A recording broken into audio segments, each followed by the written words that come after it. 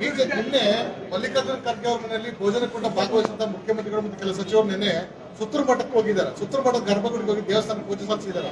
ಇದು ಮತ್ತೆ ನೀವು ಹಿಂದೂ ಸಮಾಜ ಮತ್ತು ದೇವರುಗಳಿಗೆ ಮಾಡಿದ ದ್ರೋಹ ಅಂತ ಅಲ್ರಿ, ದೇವಸ್ಥಾನ, ದೇವರು, ಧರ್ಮ, ಭಕ್ತಿ ಏನು ಇವ್ರ ಮನೆ ಆಸ್ತಿನ? ನಾವು ಹೇಳ್ತಾ ಇರೋದು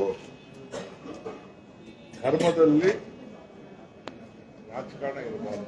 ರಾಜಕಾರಣ ಧರ್ಮದಲ್ಲಿ ರಾಜಕಾರಣ ಮಾಡಬೇಕು. ರಾಜಕಾರಣದಲ್ಲಿ ನಂದು ಅದು ವಾದ. ಸುತ್ತೂರು ಮಠಕ್ಕೆ ಹೋಗೋದು, ಗರ್ಭಗುಡಿಗೆ ಹೋಗೋದು, ಇನ್ನೊಂದು ದೇವಸ್ಥಾನಕ್ಕೆ ಹೋಗೋದು, ನಾನಂಟು ಒಂದು ಹೇಳೋದು ಅದು ನಮ್ಮ ಸ್ವಂತ ವಿಚಾರ. ಭಕ್ತನಿಗೂ ಭಗವಂತನಿಗೂ ಸಂಬಂಧ ವೈಯಕ್ತಿಕವಾದ. ಯಾಕೆ ಪಾಪ ಅವ್ರಿಗೆ ಯಾಕೆ ಕೊಟ್ಟೆವ್ರಿ ಅಂತ ಏನು ಅವ್ರ ಮನೆ ಅವ್ರು ಯಾರ್ಯಾರು ನಾವು ನೀವು ಕೊಟ್ಬಿಟ್ಟಿರಲ್ಲ ರೀ. ಬಿಜೆಪಿ ಅವ್ರು ನಿನ್ನೆ ಎಲ್ಲ ಸ್ವಲ್ಪ ಅಧಿಕಾರಕ್ಕೆ ಬಂದಿದ್ದಾರೆ. ರೀಸೆಂಟ್ ಆಗಿ ಅಧಿಕಾರ 10 ವರ್ಷದಿಂದ ಕೇಂದ್ರ ಸರ್ಕಾರ ರಾಜ್ಯದಲ್ಲಿದೆ. ಧಾರ್ಮಿಕ ದತ್ತಿ ಇಲಾಖೆ ಯಾವತ್ತಿಂದ ಆಯ್ತು?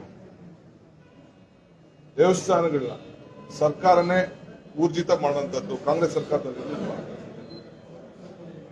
ಹನುಮಂತಯ್ಯನವ್ರ ಕಾಲದಿಂದ ಹನುಮಂತಯ್ಯನ ವಿಧಾನಸೌಧ ಕಟ್ಟಿದ್ರಲ್ಲ, ಅವರು ಭಗವದ್ಗೀತೆ ಪುಸ್ತಕನ 2 ರೂಪಾಯಿಗೆ ಹಂಚಾ ಇದ್ರು. ಗೊತ್ತಿದ್ದೀರಾ ನಿಮಗೆ?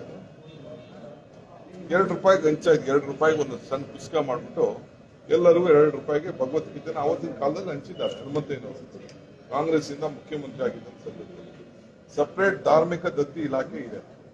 ಅದಾದ್ಮೇಲೆ ಮೈನಾರಿಟೀಸ್ಗೂ ಕೂಡ ನಮ್ಮ ಕಾನ್ಸ್ಟಿಟ್ಯೂಷನ್ ಅಲ್ಲಿ ಮೈನಾರಿಟೀಸ್ ಡಿಪಾರ್ಟ್ಮೆಂಟ್ ಇದೆ, ಮೈನಾರಿಟಿ ಕಮಿಷನ್ ಇದೆ, ಕನ್ನಡದ ಭಾಷೆಗೂ ಇದೆ, ಕ್ರಿಶ್ಚಿಯನ್ಗೂ ಇದೆ.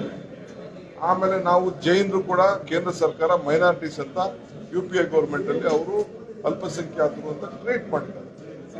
ಇದು ನಮ್ಮ ಕಾಂಗ್ರೆಸ್ ಸರ್ಕಾರಗಳಿಂದ ಮೊದಲಿಂದ ಬಂದಂತ ಒಂದು ಫೌಂಡೇಶನ್.